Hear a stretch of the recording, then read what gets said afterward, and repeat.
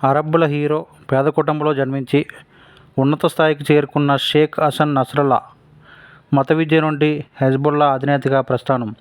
Cancer లాంటి ఇజ్రాయెల్ను సమూలంగా నాశనం చేయాలని పిలుపునిచ్చిన నస్రల్లా బంకర్ బాంబు దాడిలో మృతుల్లో అగ్రనేతలు కూతురు, ఇరాన్ సీనియర్ కమాండర్ కూడా. దాడులు కొనసాగుతున్నాయి ధృవీకరించిన హెజ్బుల్లా.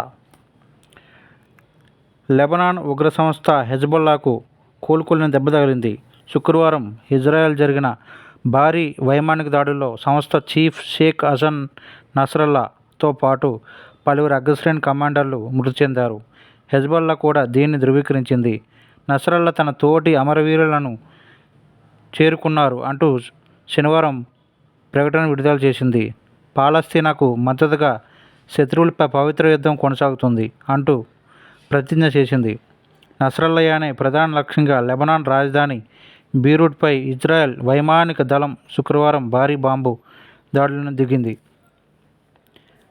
హెజ్బుల్లా ప్రధాన కార్యాలయాన్ని నేలమట్టం చేసింది. నిమిషాల వ్యవధిలోనే ఏకంగా 80కి పైగా బాంబులను విరుచుకుపడింది.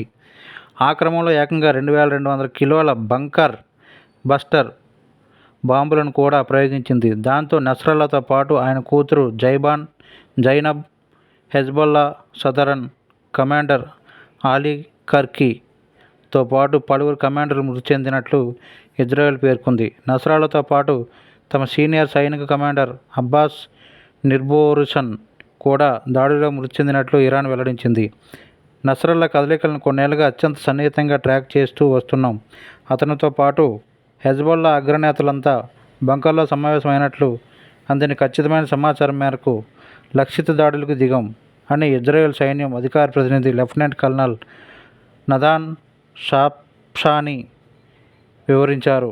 నస్రల్లాను మట్టుపెట్టాం, పలు రకాలైన నిఘా సంస్థల ఆధారంగా నిర్ధారణకు వచ్చి చేరుకున్నాం అని ప్రకటించారు. అంతేకాదు, గత వారం రోజులుగా చేస్తున్న దాడుల్లో హెజ్బుల్లా సాయుధ సంపత్తిని భారీగా నష్టపరిచాం, దాన్ని పూర్తిగా నాశనం చేసేదాకా దాడులు చేస్తాం అని తెలిపారు. శుక్రవారం నాటి దాడిలో వాడిన బాంబులు తదితరాలపై మాట్లాడేందుకు నిరాకరించారు. హెజ్బుల్లా ప్రతీకార దాడులకు దిగుతుందని తెలుసు, మేం సన్నద్ధంగా ఉన్నాం అని ప్రకటించారు.